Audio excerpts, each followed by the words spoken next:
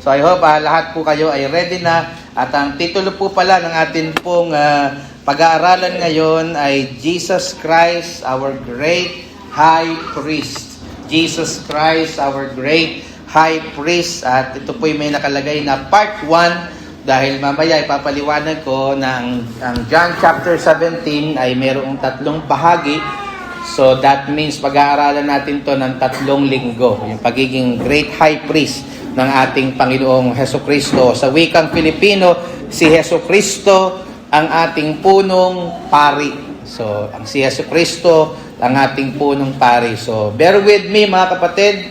I hope uminom kayo ng maraming kape kanina sapagkat medyo malalim na doktrina, pag-aaral itong ating pag-aaralan ngayon. Pero I hope ay kayo po ay handang makinig at patuloy na gagabayan ng banal na Espiritu para mag-make sense po sa inyo ang lahat po ng ating pag-aaralan. Alam niyo ho mga kapatid, kung kayo'y pamilyar sa inyong mga Biblia, lalo na po sa Old Testament o Lumang Tipan, ang mga pari po o saserdote sa malalim na Tagalog ay itinalaga po upang tumayong tagapamagitan sa Diyos at sa kanyang bayan. Yan po ang primary task ng priest o ng pari. Even sa Old Testament, siya yung tagapamagitan sa Diyos at sa tao. Sila po ay nag-aalay ng mga handog sa Diyos, nananalangin para sa kapatawaran ng mga kasalanan ng bayan ng Diyos, at pumapasok sa kabanal-banalang dako ng templo para irepresenta po ang bayang Israel ng Diyos. Yan po, kung babasahin nyo ang Old Testament, ang role ng priest, hindi lahat ay pwedeng pumasok sa dakong kabanal-banalan, hindi lahat ay pwedeng mag-alay. Yan po ay trabaho lamang ng mga pari o saserdote sa panahon ng Lumang Tipan. Ngunit, ang kanila pong ministeryo, mga kapatid, noong panahon ng Lumang Tipan ay meron pong mga kahinaan at mga limitasyon. Sila po mismo, halimbawa, ay mga makasalanan. Bagamat sila po ay nag-aalay ng mga alay para sa kasalanan ng bayang Israel, sila din po yung nag-aalay para sa kanilang sarili, sapagkat ang mga pari at saserdote ng panahon ng Lumang Tipan at maging sa mga panahon ngayon ay mga makasalanan. Ang kanilang mga handog po ay kailangan pa pong ulit-ulitin sapagkat hindi po ito sapat. Hindi po ito pangwalang hanggan. Ito po ay meron pong kailangang gawin muli upang patuloy pong mapatawad ang bayang Israel. At ang kanila pong mga panalangin ay nakapagbibigay lamang ng pansamantala at semeremonyal na paglilinis. Ibig ko sabihin mga kapatid, yung mga ginagawa ng mga priests nung Old Testament ay hindi po ito pang walang hanggan. Mapapatawad ang bayang Israel pero hindi pang walang hanggan ang bisa ng kapatawaran ito. Kaya paulit-ulit po ito nilang ginagawa. So totoo po ang kanilang pamamagitan. Ngunit hindi kailanman perfect. Hindi kailanman ganap, palaging tumuturo mga kapatid sa mas dakilang saserdote, mas dakilang pari na darating. At I know, kung alam ninyo kung sino ang aking tinutukoy, yan po ay walang iba kundi ang ating dakilang punong pari, ang ating Panginoong Hesukristo. Ayan po yung makikita natin in John chapter 17, mga kapatid. Makikita natin dito ang ating Panginoong Hesukristo hindi bilang isang pangkaraniwang pari na sinasabi ko sa Lumang Tipan, kundi bilang isang walang hanggang anak ng Diyos na gumagamit po ng kanyang banal at soberenong otoridad sa pamamagitan ng kanyang pananalangin. Hindi po tulad ng mga pari noong araw, ang kanya pong pamamagitan ay nagmumula sa perpektong relasyon po niya bilang anak ng Diyos sa kanyang Ama sa langit. Ang kanya pong mga kahilingan ay palagi pong tinutugon ng Ama. Never po nabigo ang panalangin ng ating Panginoong Hesukristo. Never po naka-experience ang ating Panginoong Hesukristo ng unanswered prayer. In contrast, I believe, sa mga taong pari na minsan ang kanilang mga panalangin ay hindi nangyayari.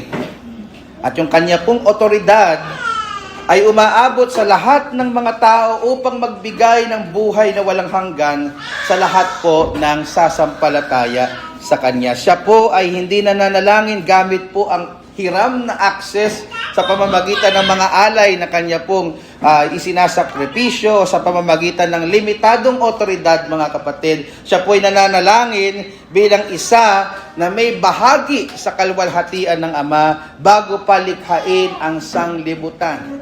Masdan niyo ang otoridad ng ating dakilang paring si Kristo. Siya po'y mayroong walang hanggang kapangyarihan. Siya po'y may walang hanggang otoridad. Kaya po ang kanyang pagkapari ay hindi lamang mas mabuti, ito po'y masasabi nating tunay na nakahihigit, nakaugat sa kanyang pagkadyos at tinitiyak ng kanyang natapos ng gawain doon sa krus ng Kalbaryo. Yan po si Jesucristo, our great high priest. Yan po si Jesus Christ, our great high priest. One main truth na gusto ko pong idiinan sa sermon po na ito is Jesus, the great high priest, intercedes with divine authority for His people. Jesus, the great high priest, intercedes with divine authority for His people. Si Jesus, ang dakilang punong pari, ay nananalangin ng may otoridad bilang Diyos para sa Kaniyang bayan. Ang John chapter 17 po, mga kapatid at mga minamahal, ang huling bahagi po ng diskurso ng pamamaalam or yung tinatawag po na farewell discourse ng ating Panginoong Jesucristo na nagsimula po sa John chapter 13. Alala niyo po yon? Dito po namamaalam ang ating Panginoong Jesucristo mula John chapter 13 na sila po ay kumakain. Nagtatapos na po ito sa John chapter 17. Matapos po nito ay nagsimula po ang kanyang passion na tinatawag, yung kanya pong pagdurusa kung saan po after ng chapter 17, mababasa nyo sa chapter 18, dadakpin na po dyan ang ating Panginoong Jesucristo sa pangunguna ng traidor na si Judas.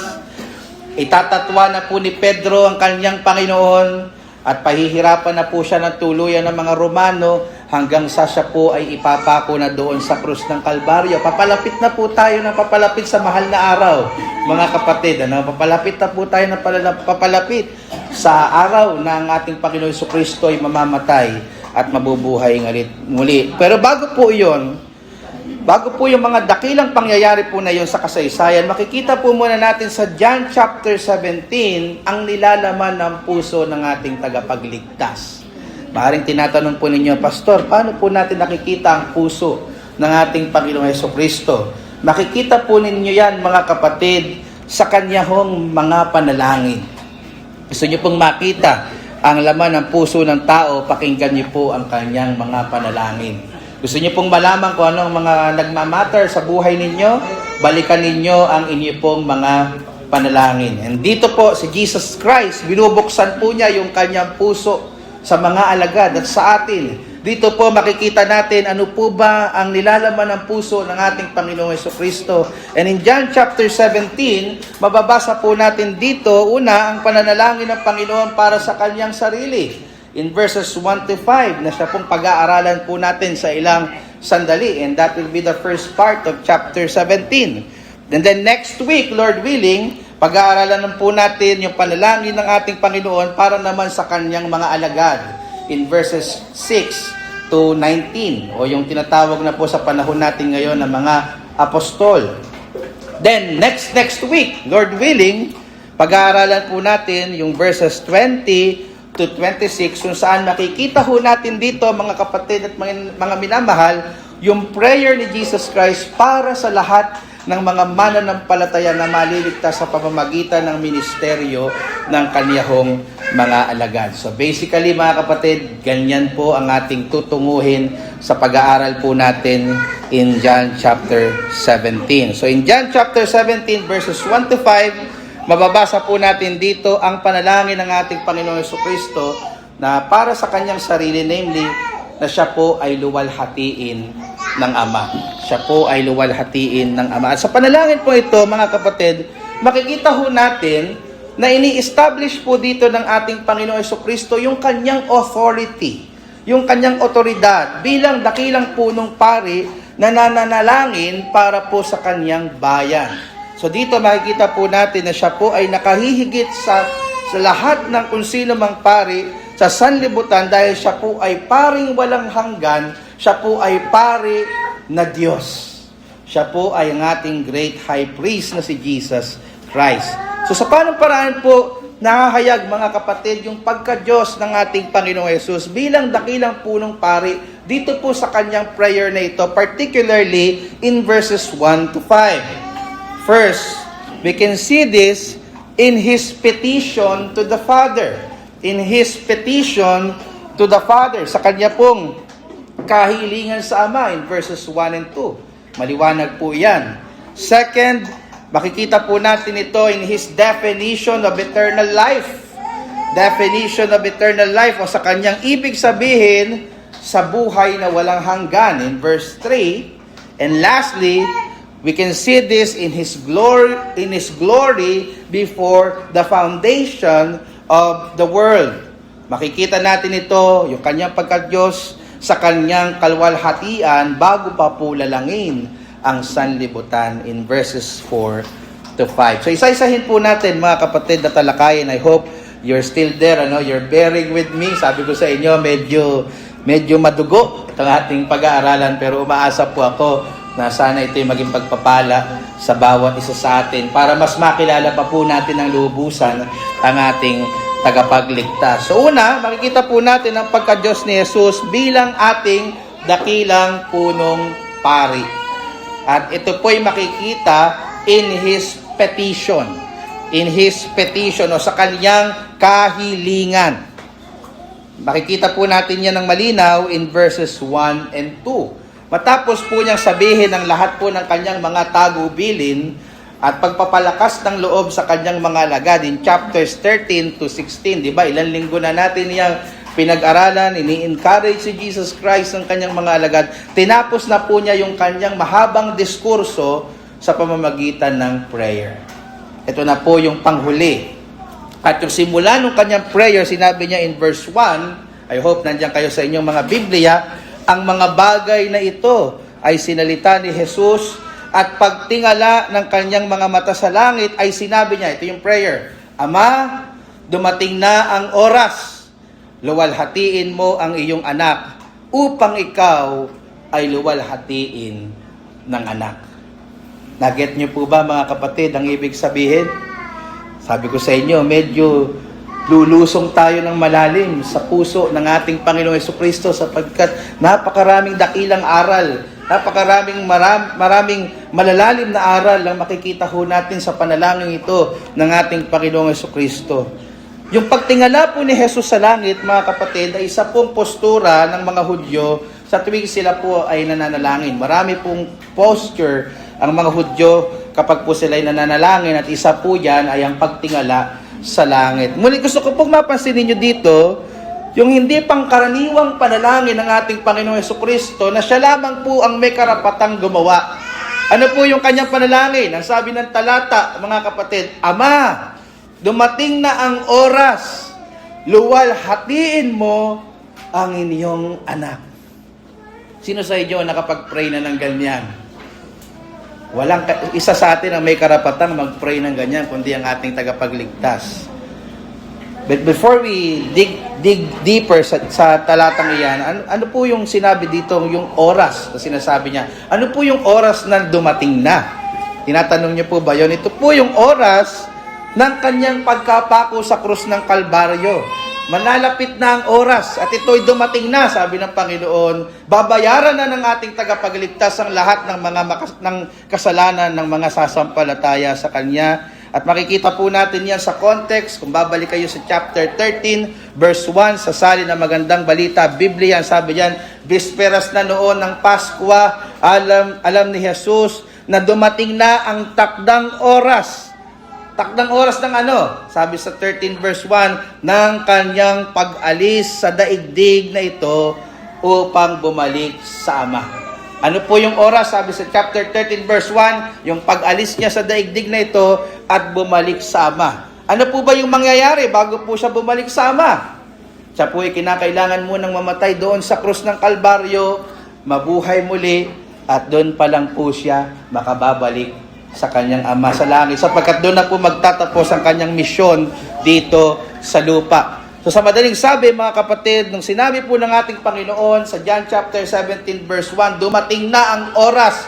Sinasabi niya, dumating na ang oras ng kanyang kamatayan doon sa krus ng Kalbaryo. Now, ano po ang kahilingan ni Jesus in relation doon po sa kanyang kamatayan sa krus? Ang sabi po pa rin sa John 17 verse 1, dinadalangin ni Jesus na siya daw po ay luwalhatiin siya ng Ama. And gusto kong i-take note nyo yung salitang luwalhatiin. Ano po ba ibig sabihin yan, Pastor? Yan po ay galing sa salitang Griego na doxazo, na ang ibig sabihin po ay dakilain, maitaas, mapapurihan. Imagine nyo yung pinagpe-pray dito ni Jesus Christ. Pinagpe-pray niya na siya'y madakila. Pinagpe-pray niya na siya'y maitaas. Pinagpe-pray niya na siya'y mapapurihan. At ito po ay napakapangahas na panalangin. Kung ang Panginoong Jesucristo ay tao lamang. Imagine niyo, ikaw magpe-pray ka bilang tao. Ipagpe-pray mo sa iba, sa Ama, na ikaw ay luwalhatiin ng Ama.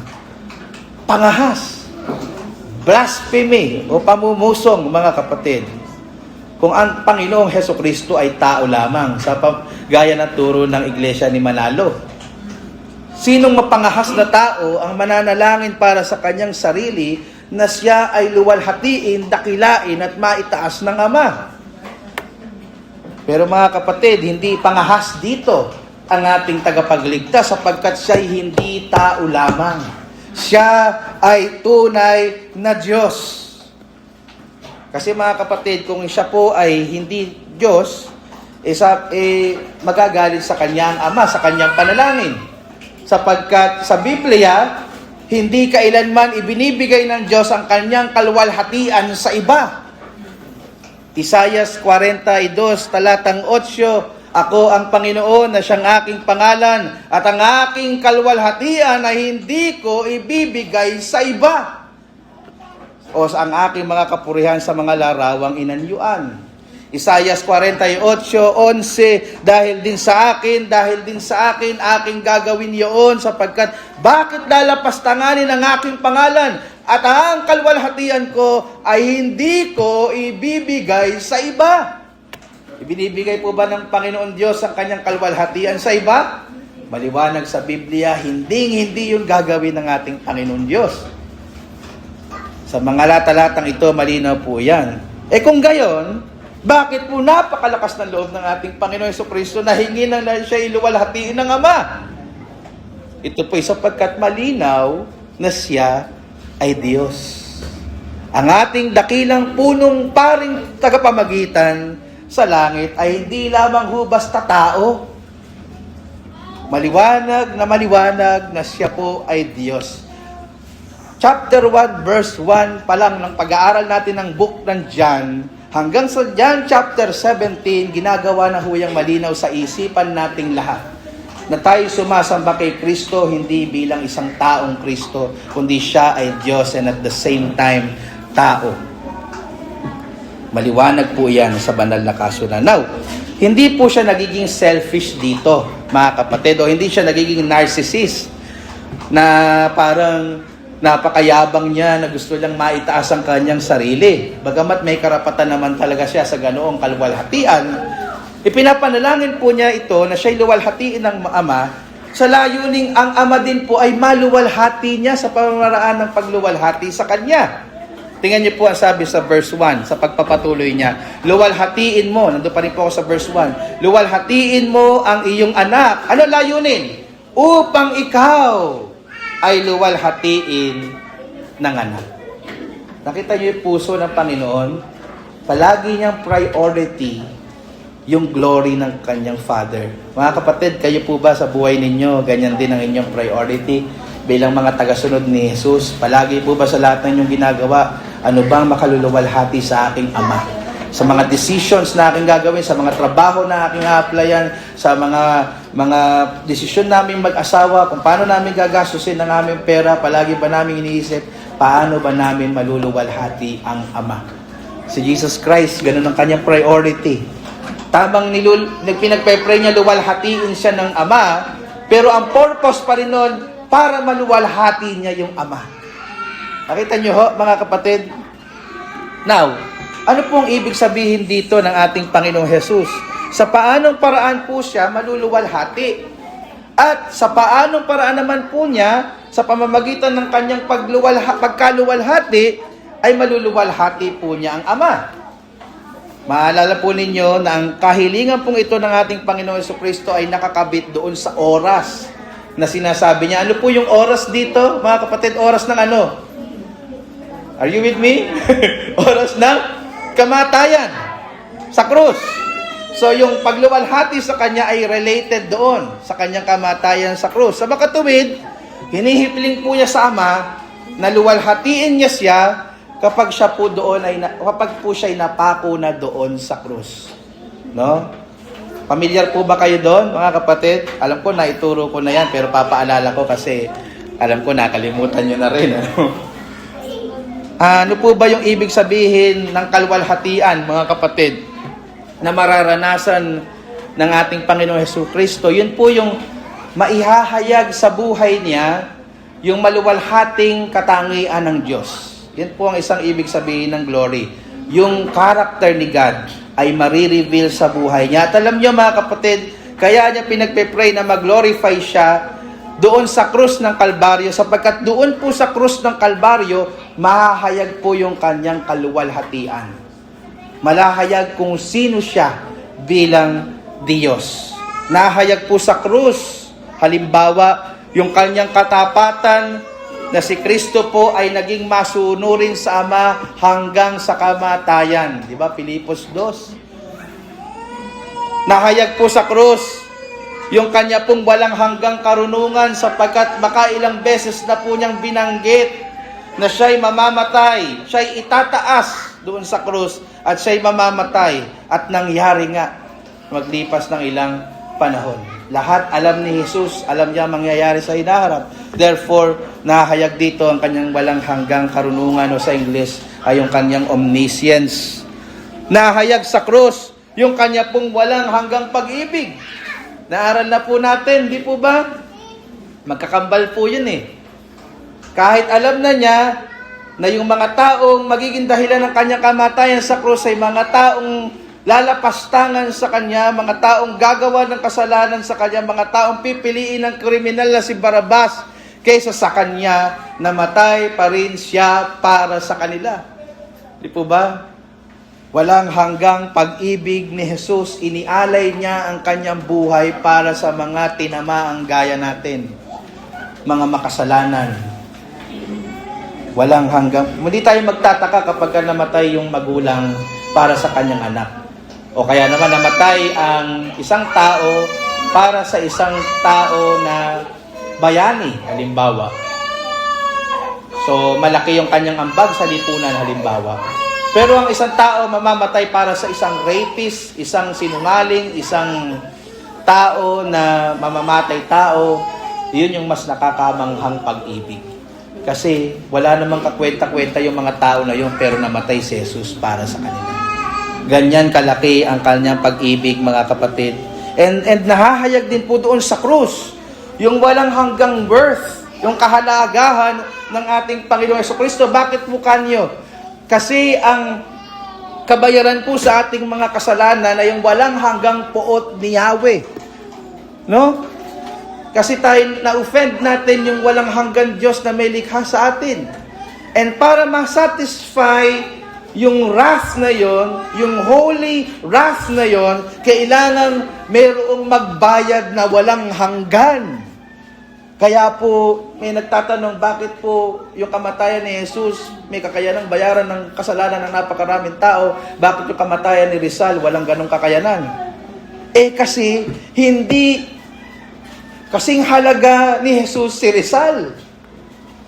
Sapagkat si Jesus ay isang walang hanggang Diyos na nagkatawan tao, kaya po siya may kakayanang bayaran ang walang hanggang kaparusahan ng mga sasampalataya sa Kanya.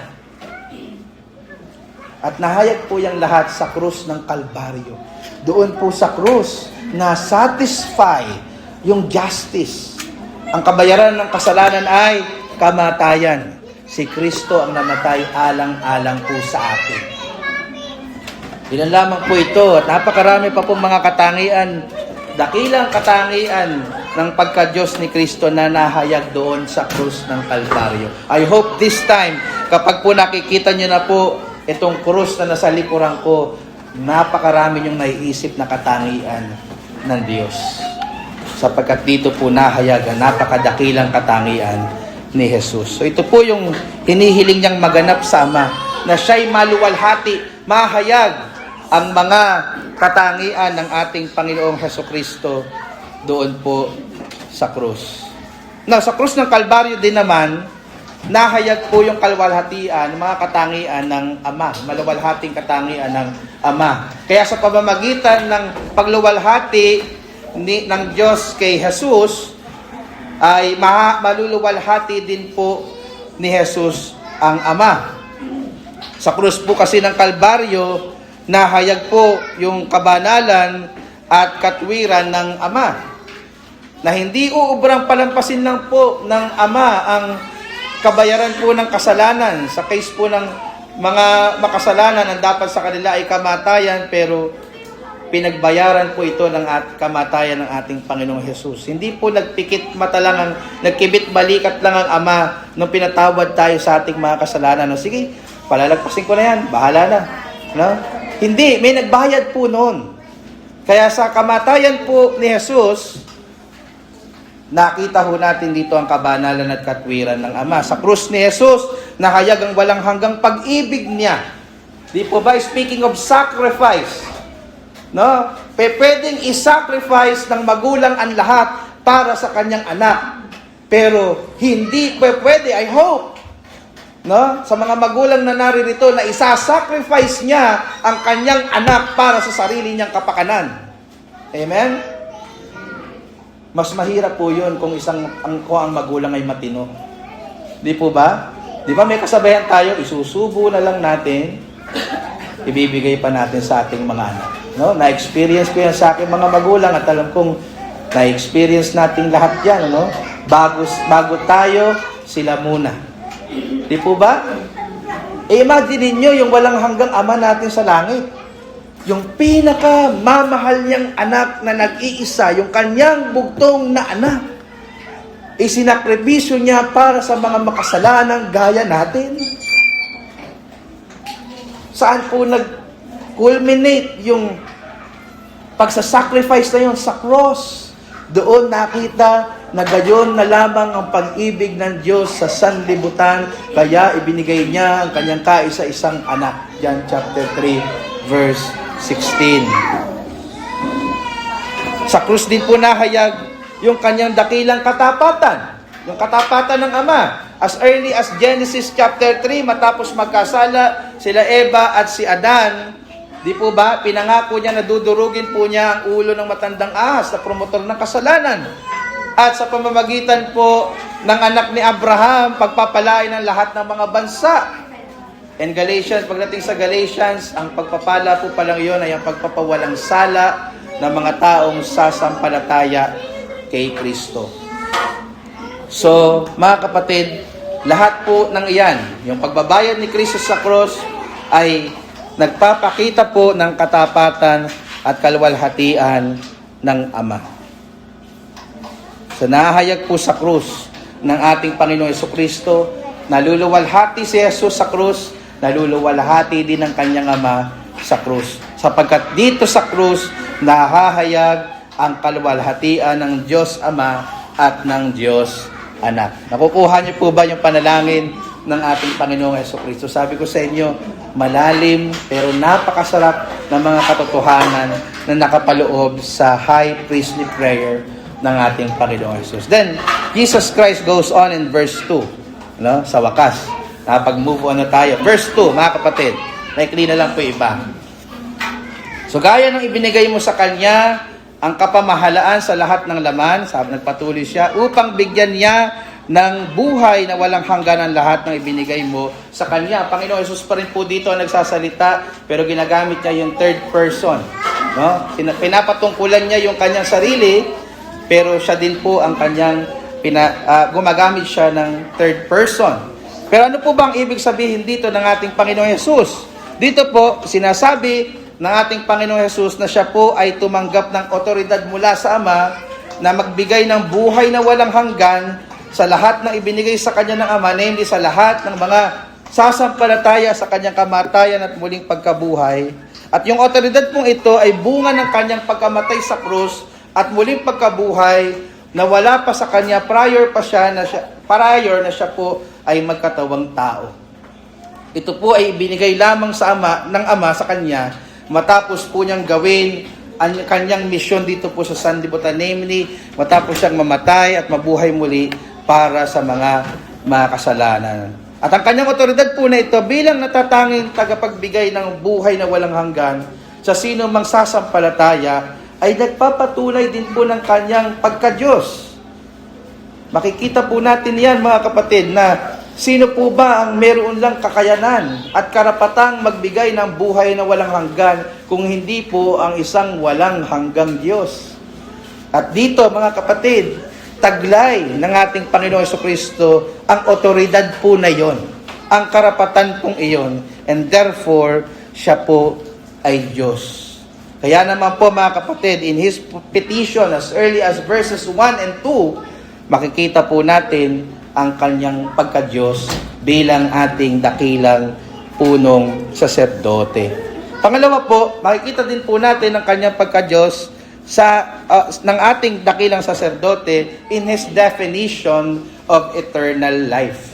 In His definition of eternal life. O sa wikang Filipino, sa Kanyang ibig sabihin sa buhay na walang hanggan.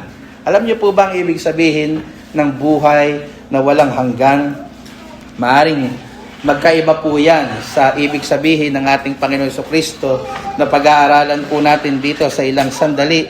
After po niyang mabanggit, kasi nabanggit niya yung eternal life o buhay na walang hanggan in verse 2, inelaborate po niya sa verse 3, ano po yung ibig sabihin niya ng buhay na walang hanggan. At tingnan niyo po ang sabi niya in verse 3, at ito ang buhay na walang hanggan. Ano yon? Na ikaw, pertaining sa Diyos Ama, ay makilala nila na iisang Diyos na tunay at siyang iyong sinugo, ang Diyos Anak, sa makatuwid bagay, si Hesus Kristo. Interestingly, mga kapatid, hindi binanggit ni Jesus Christ na yung buhay na walang hanggan dito ay pagkakaroon ng isang mahabang buhay o buhay na hindi natatapos. Napansin niyo po ba yon? Normally, when we talk about eternal life, na naisip natin, i-exist lang ako ng forever sa langit. But interestingly, hindi po gayon ang ibig sabihin po niya dito. Hindi din po niya binanggit na ang buhay na walang hanggan ay ang buhay na mararanasan lamang niya pagdating sa langit. Di po ba? Pagka pinag-uusapan yung eternal life, yan yung mararanasan natin pag dumating na si Jesus o kapag tayo napunta na sa langit.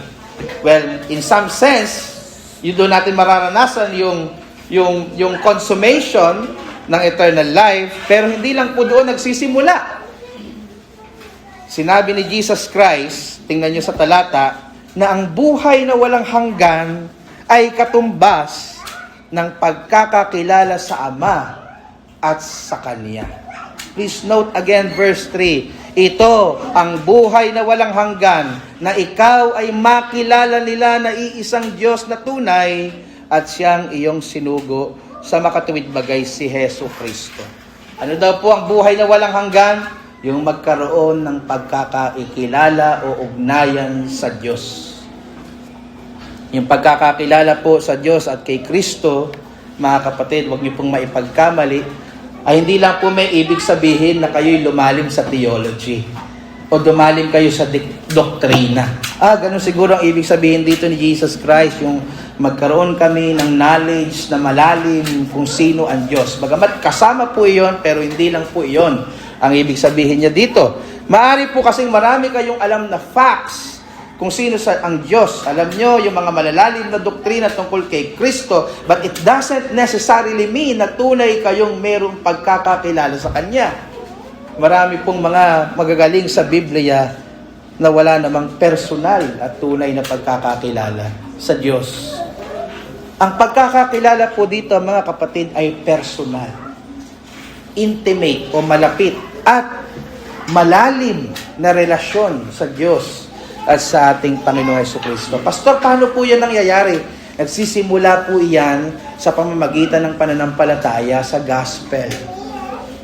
Hindi po maaari na isang tao ay magkaroon ng personal, malapit at malalim na sa relasyon sa Diyos at kay Kristo, hiwalay sa faith sa gospel.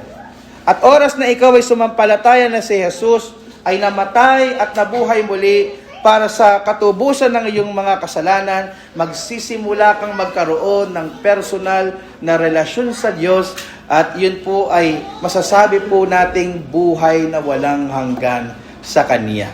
Ibig sabihin, ang buhay po na walang hanggan ay mararanasan mo dito pa lamang sa lupa. Sa oras na ikaw ay sumampalataya kay Jesucristo, nagsisimula na ang buhay na walang hanggan mo dito sa lupa. Ibig sabihin, mga kapatid, ang buhay na walang hanggan po ay may ibig sabihin na mararanasan mo ang buhay ng Diyos, ang presensya ng Diyos sa buhay mo. Na mararanasan mo yung buhay na parang ikaw ay nasa langit na kahit nandirito ka pa lamang sa lupa. No? Yung ganoon, di ba pagdating natin sa langit, meron tayong personal at malapit na relationship kay God. It can begin now. Bagamat hindi pa fully consummated, ibig sabihin, hindi pa kasing linaw at kasing lalim na mararanasan natin kapag talaga dumating na yung araw na yon, pero nagsisimula na po siya ngayon. Hindi pa po ito perpekto dito sa lupa, pero mararanasan mong mamuhay na para bagang ikaw ay nasa langit kahit nandirito ka pa sa lupa. Mararanasan mo yung security, mararanasan mo yung meaning, mararanasan mo yung hope, mararanasan mo yung peace, mararanasan mo yung joy, love, life, kahit nandirito ka pa lamang sa lupa. Na kahit kung ano-ano ng pagsubok ang pagdaanan mo dito sa lupa, na umabot ka man na magkaroon ng terminal illness, hindi mawala-wala sa puso mo itong hope, joy, life, meaning, sapagkat nananahan sa iyo ang buhay ng Diyos. Nakikita niyo po ba yung lalim ng ibig sabihin ng buhay na walang hanggan? Mga kapatid, yung buhay na walang hanggan na meron tayo, kung tayo mananampalataya, ay hindi lang po magsisimula kapag dumating na si Jesus. At hindi lang po ito may ibig sabihin na hahaba ang buhay mo. It's not about quantity of life, it's about quality of life. Mararanasan mo palang habang ikaw ay nasa sanlibutan na mamuhay na parang napakalapit mo sa Diyos, na para bagang ikaw ay nasa langit na. I'm not saying na walang struggle. I'm not saying na wala ng pag-iyak. No, bakit yung pagkamali? Pastor, sinungaling ka kasi parang hindi naman langit yung buhay ko, parang impyerno. Kasi nandito pa po tayo sa sanlibutan. Pero ang sinasabi ko, kahit dumadaan ka sa mga bagay at pagsubok na yan, hindi pa rin mapukaw nito, mapatay nito yung eternal life na nasa puso natin. Kasi iyan yung nararanasan ng tunay na sumasampalataya. Again, Jesus Christ said, ito ang buhay na walang hanggan, na ikaw ay makilala nila na iisang Diyos na tunay at siyang iyong sinugo sa makatuwid bagay, si Hesus Kristo. Yung pagkakakilala pong ito ay personal, malalim, at masasabi nating eternal na relasyon sa Kanya. Panghuli po na makikita natin dito, maikli na lamang, kaya po natin nasabi na yung ating great high priest ay Diyos, sapagkat makikita natin ito in His glory before the foundation of the world. His glory before the foundation of the world. Makikita natin ang pagka-Diyos ng ating dakilang saserdote sa kanyang kaluwalhatian bago pa lalangin ang sanlibutan. Please note, the last two verses of our passage today, verses 4 to 5, niluluwalhati kita sa lupa. Sabi ni Jesus, pagkaganap ko ng gawa ng iyong ipinagagawa mo sa akin, at ngayon, Ama, luwalhatiin mo ako sa iyo rin ng kaluwalhati ang aking tinamu sa iyo. Kailan? Bago ang sanlibutan ay naging gayon. Matapos pong maganap ni Jesus ang lahat ng ipinag-uutos ng Ama in His earthly ministry, according sa verse 4, hiniling niya in verse 5 na luwalhatiin siya ng Ama, continuing His thought from verse 1, ng kanyang kahilingan from verse 1. But interestingly, clarify po niya kung anong kaluwalhatian ang nais niyang maranasan sa kanyang panalangin. Napansin niyo po ba? Ito daw po ay ang kaluwalhatian ng kanyang naranasan na buhat pa kasama pa niya ang Ama. Kailan?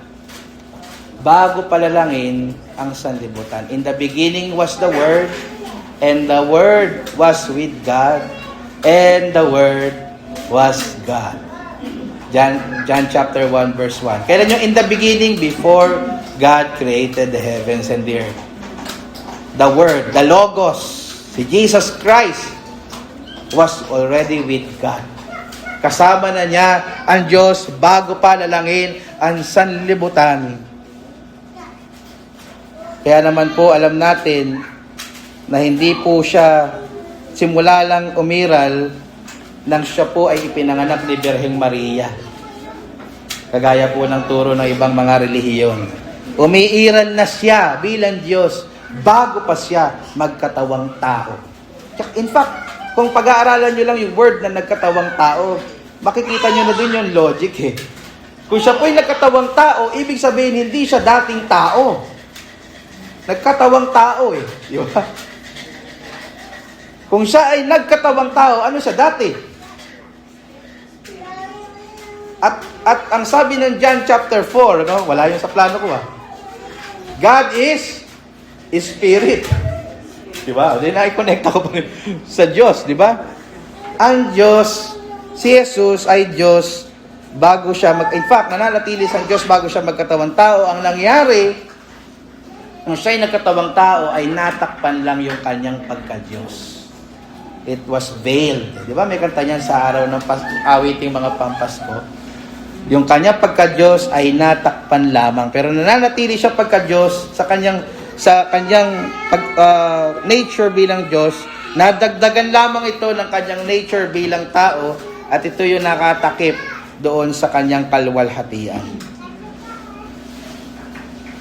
Pero ngayon, matapos po niyang sa isip niya maganap ang lahat ng kanyang kailangan gawin, hinihintay na lang po ilang oras bago siya umabot sa kanyang climax ng kanyang misyon dito sa sanlibutan, na siya'y mamamatay at mapako sa krus. Hinihiling niya sa Ama, so to speak, yung kaluwalhatian po bilang Diyos Ama, na taglay-taglay ko noong magkasama pa tayo sa bago palalangin ng sanlibutan, gusto kong ipahayag mo ngayon sa akin. Ipakita sa buong mundo na ako ay tunay na Diyos. Mga kapatid, ito po'y maliwanag na katunayan na si Jesus, yung atin pong dakilang punong pari, our great high priest, ay hindi lang po ordinaryong tao. Siya po ay tunay na Diyos. Siya po ay umiiral na bago pa siya ipanganak ni Birheng Maria. Siya po ay umiiral na bilang maluwalhating Diyos bago pa niya dalangin ang sanglibutan. So mga kapatid, malinaw, I hope, sa pag-aaral natin, na yung atin pong dakilang punong saserdote na namamagitan para sa atin at sa Ama ay hindi lamang po ordinaryong taong pari. Gaya po ng mga pari doon po sa Lumang Tipan. Siya po ay Diyos na pari na namamagitan ng walang humpay para sa ikabubuti ng lahat ng sumasampalataya sa Kanya. Now, maaaring tinatanong ninyo, Pastor, ano po ba yung significance nito sa amin? Bakit po ba kanina nyo pa idinidiin na si Jesus Christ, our great high priest, is God? Ano po ba ang epekto niyan sa buhay po namin? Maganda po yung sinabi po tungkol dyan ni Pastor Derek Parfan na sa kanyang aklat na 5 Solas, 1 Gospel na siniris na po natin sa Sunday School. Doon po sa page 77, I'm winding down, dito tayo magtatapos. Ang sabi po niya, pakinggan niyo po, ang kanyang, and I quote, ang kanyang pagiging high priest o punong pari, for us ay nagpapatuloy hanggang ngayon. Ito yung present aspect and benefits ng salvation natin. Muli siyang nabuhay, He ascended into heaven, at nakaupo ngayon sa kanang kamay ng Diyos, interceding for us o nananalangin para sa atin. Sabi pa ni Pastor Derek, it is encouraging na malaman na lagi siyang nagpe-pray para sa atin. Kahit na hindi ka laging nagpe-pray, kahit hindi ka na ipagpe-pray ng iba, He is always praying for you. Si Jesus Christ ang palagi nananalangin sa atin. Let me continue. Patuloy siyang gumagawa para sa atin para ibigay ang tulong na kailangan natin araw-araw. He is able to keep those who are being tempted, Hebrews 2:18, that we may receive mercy and find grace to help in time of need, Hebrews 4:16, to purify our conscience from dead works to serve the living God, Hebrews 9:14.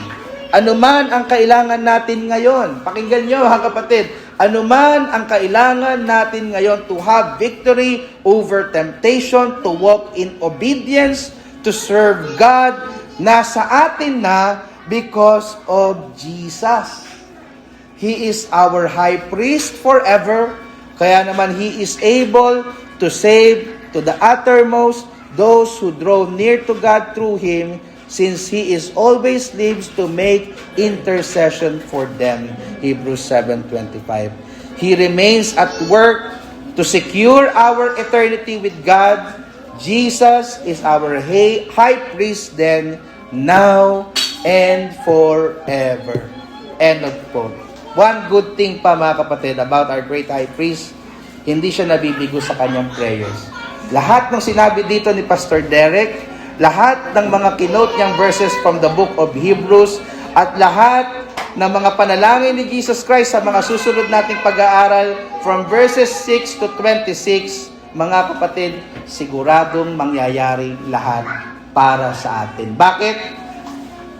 Jesus Christ, the great high priest, intercedes with divine authority for His people. Si Jesus, ang dakilang punong pari, ay nananalangin ng may otoridad bilang Diyos para sa kanyang bayan. Jesus Christ is our great high priest.